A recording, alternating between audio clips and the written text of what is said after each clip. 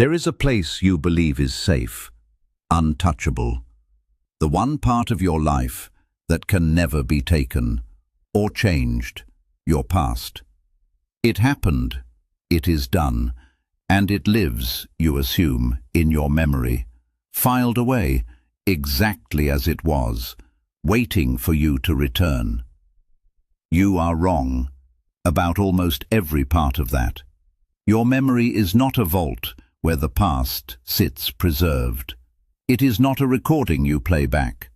Every memory you have is a story, one your mind rebuilds from scattered pieces every single time you reach for it.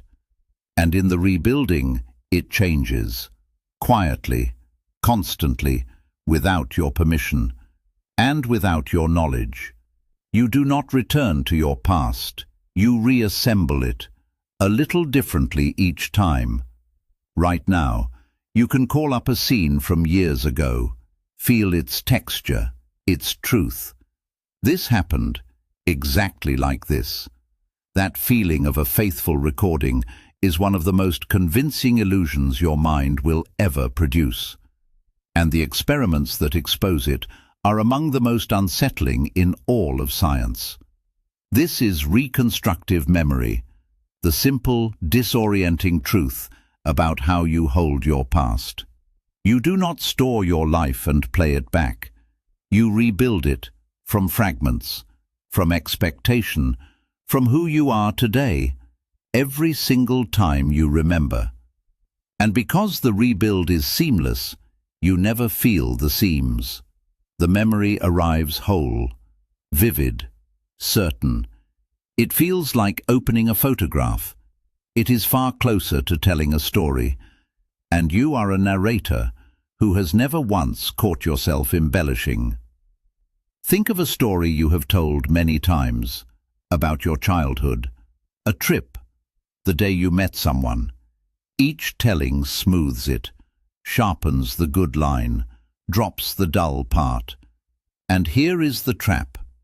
After enough tellings, you no longer remember the event. You remember the story, and they are not the same thing. So over the next while, we are going to take apart the machine you trust the most, the one that holds who you are. We will watch it invent, distort, rewrite, put innocent people in prison, and quietly reshape your own history behind your back. And we will find at the end something strange. That the fact your past can be rewritten is not only a flaw, it may be the very thing that lets you carry it at all. But first, you have to see just how little of your own life you actually hold. So start with the picture you carry of your own memory. Because it is almost certainly wrong, you imagine something like a film, a faithful recording of the moment, rolled up and stored whole somewhere in the dark of your head. Complete, waiting. But the brain does not store the moment whole. It cannot. It would cost far too much, so instead, it keeps a handful of fragments. A few vivid details, the gist of what it meant. And it throws the rest away. What you store is not a scene. It is a sketch, with most of the lines missing. And then, when you remember, the mind does something extraordinary and a little frightening. It takes those few fragments, and it builds a whole scene around them, in an instant, filling every gap with what probably happened, what usually happens, what someone like you would have done. So the memory you experience is part real and part inference, a few true fragments, and a vast, confident reconstruction poured into the space between them. And crucially, you cannot tell the two apart. The invented filler feels exactly as real as the thing that happened. A century ago, a scientist proved this with a simple game. He gave people a strange folk tale, full of unfamiliar names and odd logic, then asked them to retell it, again later, and again weeks on, and he watched what the memory did to it over time. And it did not simply fade. It transformed. Systematically, the strange parts dropped away. The unfamiliar became familiar. The odd details quietly rewrote themselves into things that made sense to the teller. Each person reshaped the story into their own world. Without ever knowing, they had changed a word. And that is what memory does. To everything. It bends the past toward what you expect, toward what fits, toward the person you already believe yourself to be. Your memories are not a record of what happened. They are a record of what made sense to you, rebuilt in your own image. But here is the part that should truly unsettle you. Because you might think, fine, the memory is a rough rebuild, but at least the fragments underneath stay safe. They do not. The very act of remembering, the reaching back, is not a safe read. It is the most dangerous thing you can do to a memory. Scientists found something no one expected. When you pull a long-stored memory into awareness, it does not stay solid. It becomes soft again, editable, like clay pulled from the shelf and warmed in the hand. For a moment, it is open, vulnerable, and then it must be put back, saved once more. And whatever is happening now, in this moment of remembering, gets pressed into it as it goes back. Your mood right now, what you have since learned, who you have become, a new detail you half imagined, all of it can be folded in and re-saved as if it had always been there, which means something genuinely strange about what you are holding. You do not have the original memory anymore.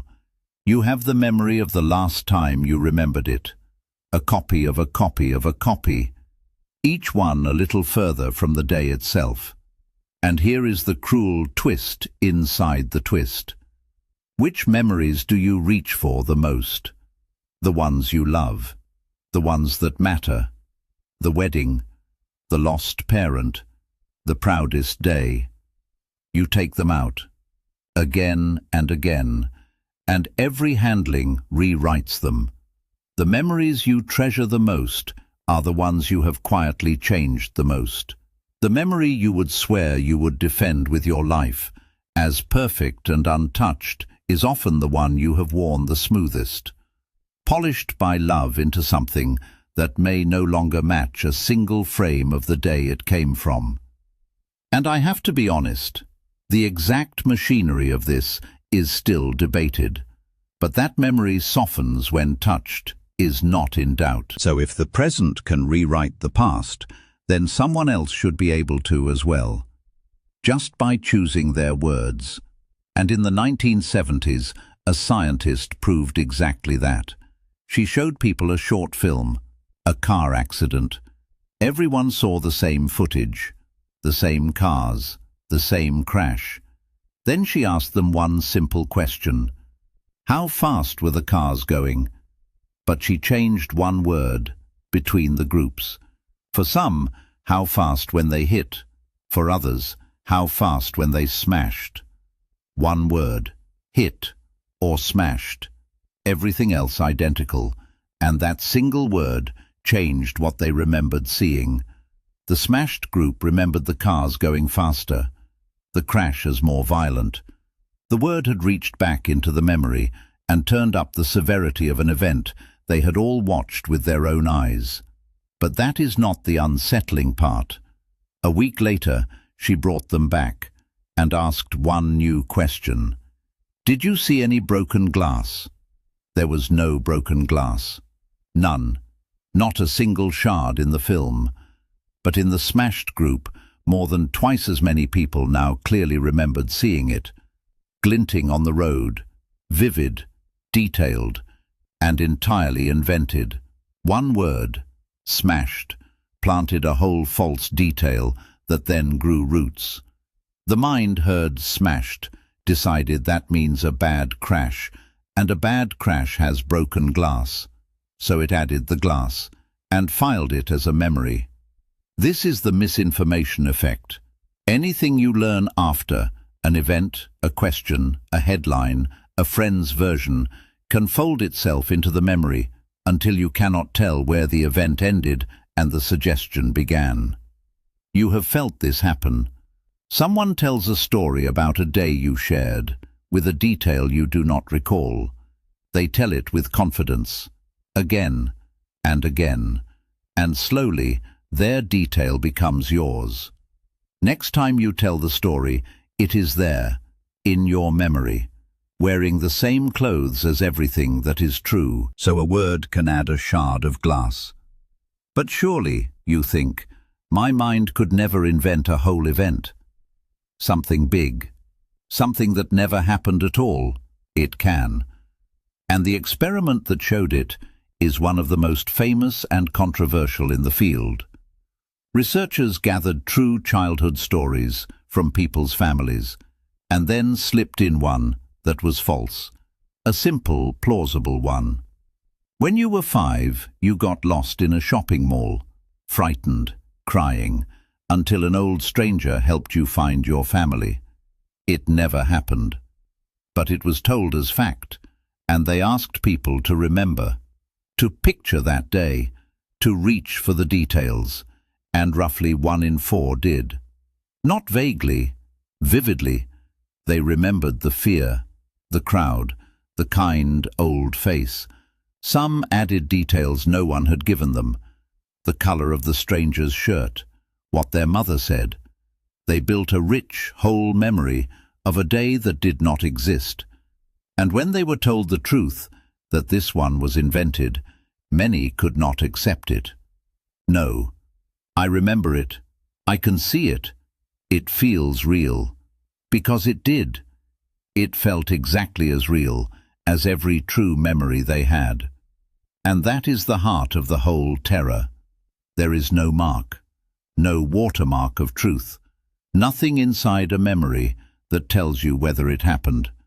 A true memory and a false one sit side by side in the same vivid colors, the same confidence, the same feeling of, I was there. You cannot sort them from the inside. No one can. And I want to be careful here. This does not mean your memories are lies. Most of what you remember is broadly true. The point is softer and stranger, that truth and invention are woven from the same thread, and that the feeling of certainty, the sheer vividness, was never the proof you always took it to be. So by now, you might feel a little betrayed. Why would evolution build a memory this unreliable, this easily fooled?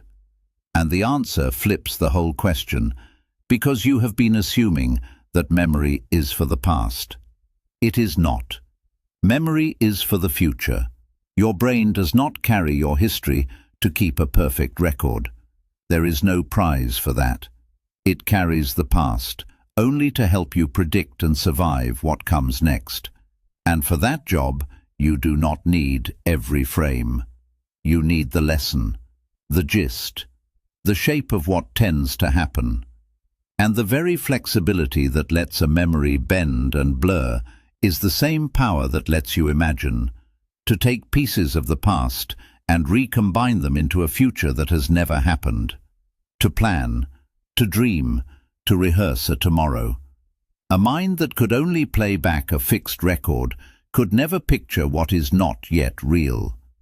And there is a deeper mercy in it still, a memory that could be quietly updated, kept a self that could survive.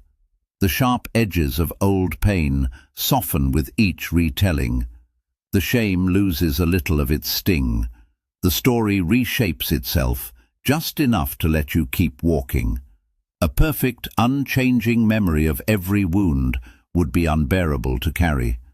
So the thing that looks like a flaw, a memory that rewrites itself, is not a defect in the machine. It is close to the point of it.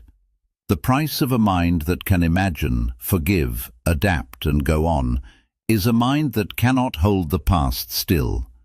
You traded the perfect record for the living self. And mostly, it is a trade worth making. And if that link is broken, Then think about where we place our deepest trust in memory. A courtroom, where a person's freedom, their whole life, can rest on 5 words. I will never forget that face. There is almost nothing more powerful to a jury than a confident eyewitness.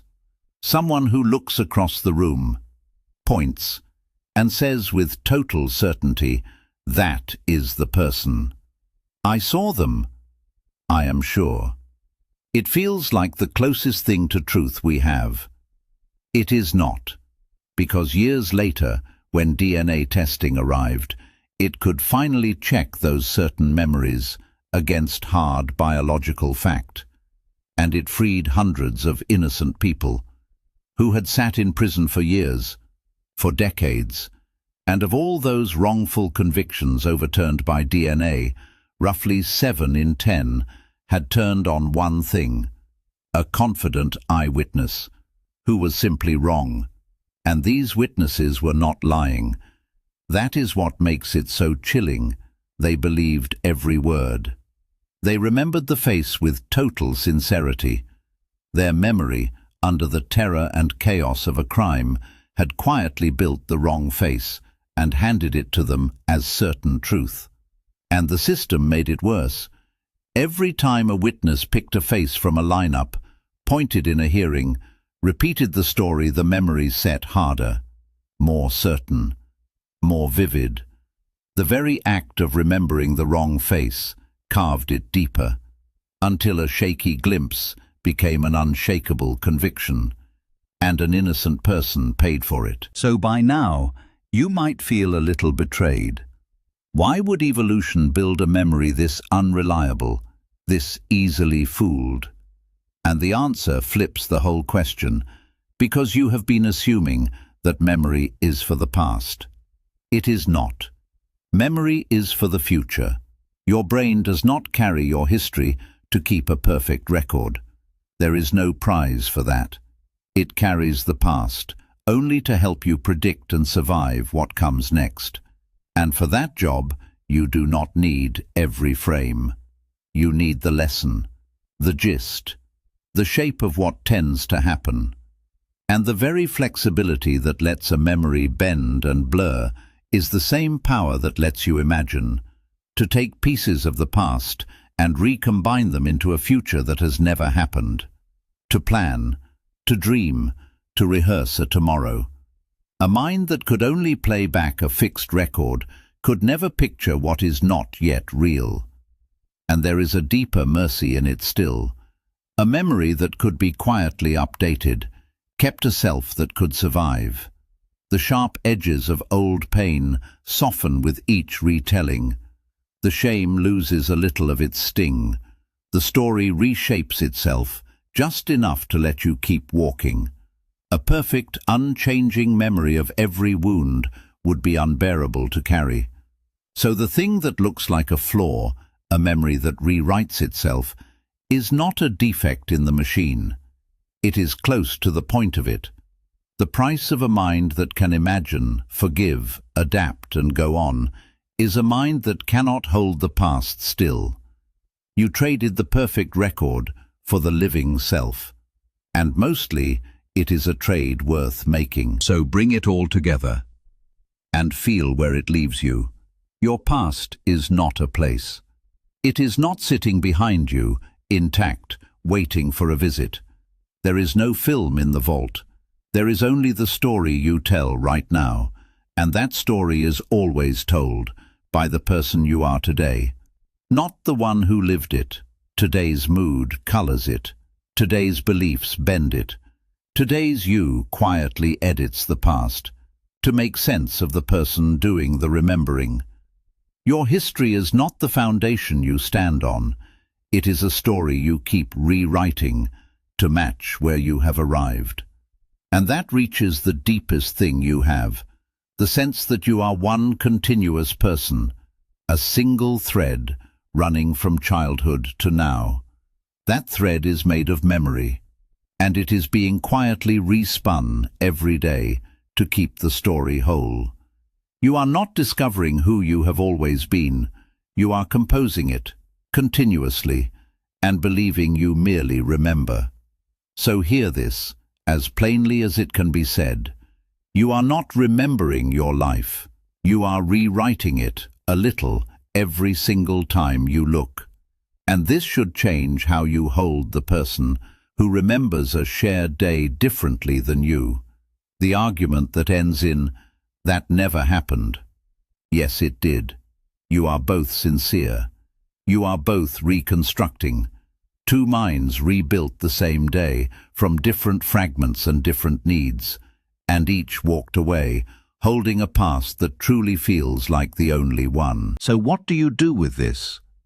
The first thing is a kind of humility you can practice starting now.